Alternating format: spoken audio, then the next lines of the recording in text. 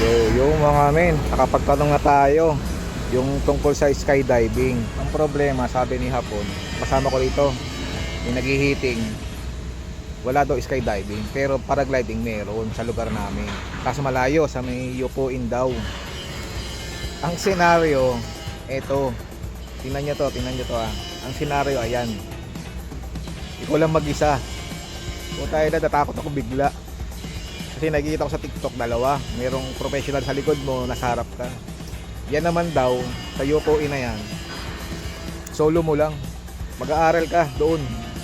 Ang bayad raw, nagre-range daw sa isang lapad pataas, depende raw. Kaya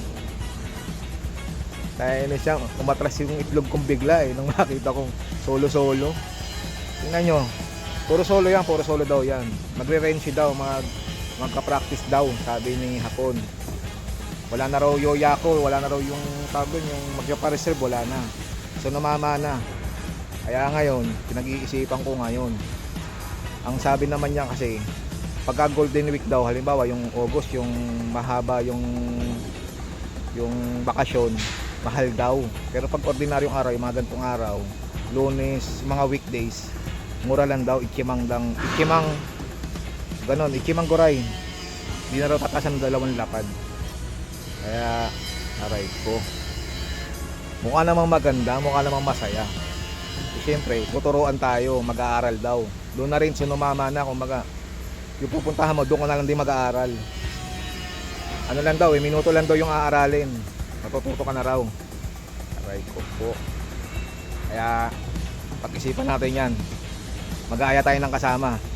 Kaya yung mga tropa na inaaya ko, tingnan nyo to. Tingnan nyo kung okay ba sa inyo, kung sasama ba kayo sa akin. Pag-isipan nyo na. Pagtitrain lang tayo. Ang baba daw nyan, sa Yupuin.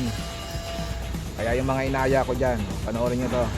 Kung gusto nyo ma-experience ang skydiving daw nasa bandang taas ng Japan, nasa bandang Tokyo daw, gano'n, Tokyo, Osaka. Andun daw ang skydiving, dito sa baba sa amin, paragliding lang daw. Kasi mabababa yung mga bundok. So, alam nyo na, sa mga tropa, pag-aralan nyo mabuti ha.